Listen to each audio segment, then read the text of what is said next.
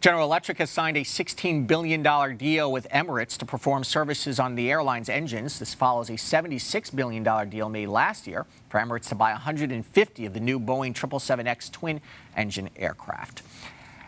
And at the same time, it looks like the holiday season here will see an expansion in the number of flights. Airlines are getting ready for a bonanza, but holiday makers will see tighter security at some foreign airports and probably higher fares, especially in the Middle East, due to the recent crash of a Russian airliner in Egypt. It is now widely believed that a bomb was planted on board. Phil Durner is from NYC Aviation and is back here on Arise Exchange, and I want to start with what's happening in Egypt. Anytime there's a terrorist action against an airline, it shakes the aviation industry a little bit. Have we started to see any sort of fallout as far as travel goes? Not a tremendous amount. What we end up seeing is just a focusing of our lenses to take a close eye. Who are we letting on? Keeping a close eye about airport perimeters, who's coming and going. Honestly, in a lot of places, there is only so much more that they can do without, making any kind of knee-jerk reaction, which could actually have the opposite effect. So people are keeping their eyes open, and again, we're not even 100% sure that it was a bomb, even though we are kind of leaning toward that. So, I think we're in good shape, safety-wise. And is the U.S. continuing to do a good job at putting sort of foreign countries on notice or giving consumers the information they need about security risks? They do. The U.S. government definitely goes out there and kind of gives a poke and says, hey, you better keep it in check because we're not going to play any games with what might be going on with conflicts overseas. So it's something that the U.S. takes very, very seriously. If this was a bomb, this would be the second incident in a year, pretty much, of a terrorist action against either a terrorist action or a military action, depending on how you want to look at the Malaysia Airlines flight over the Ukraine, against civil aviation. Yeah, and it's extremely rare. To be honest, I mean, we're in the safest era of aviation history. No question about it. It's incredible. So when we see accidents, they're going to be happening for fairly odd reasons. And unfortunately, we've seen potentially two terrorist acts in this. It's just something that we have to address. We need to learn from each of them and try to make it safer as best as we can. Okay, on a lighter note, this holiday season for the airlines is going to look like a pretty great year. Why is it shaping up that way? People have more money.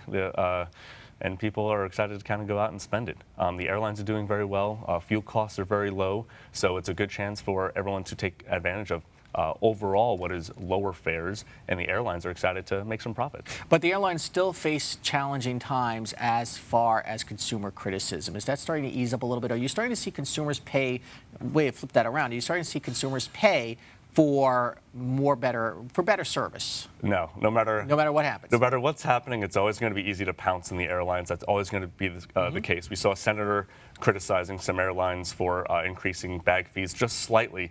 To me, that's kind of pandering to the voters. I think that those airlines are because it's an easy target. Let's be honest. It always is. It's always beating up on the airlines is easy. It's such a complex industry, and a lot of people don't know why it works the way that it does. So without knowing that, it can kind of make them look like the bad guy in almost any situation. Okay, but the consumers and passengers could still shop around some of the best times you recommend people fly.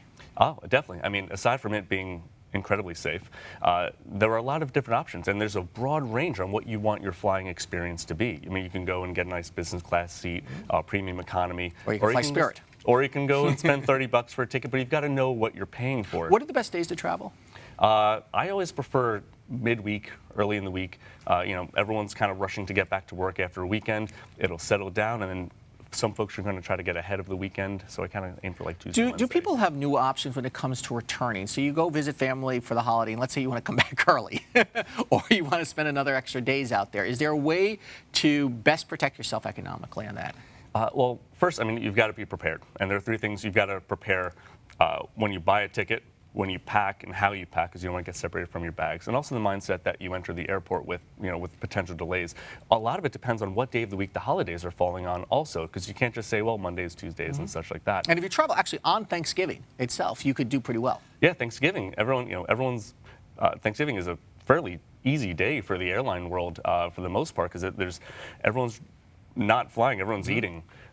So it's not a terrible day to kind of get out early. And the best tips for getting through the airport quickly, because you're going to have to face security, but there are things you can do that will make your life easier. Well, if it needs to be separated from your bags at security, separate it and make sure that when you get there, that within seconds you can be out and through. A lot of people show up at the TSA checkpoint. They have no idea what is and isn't allowed, and it just delays everything, and that creates hassle for everyone. They had started these sort of triple diamond lines. Remember the expert, the kind of expert, and the amateur. Are they still doing that? Is that working? No, they have the TSA check now, which is great and everything. It's useful, but and it's great, but people still kind of mess that up sometimes too. Okay. Phil Durner from NYC Aviation. Have a very good holiday. We'll have you back on soon to talk about how the airlines are doing. Appreciate it, Phil. Coming up next, the woman behind James Bond. Stay with us.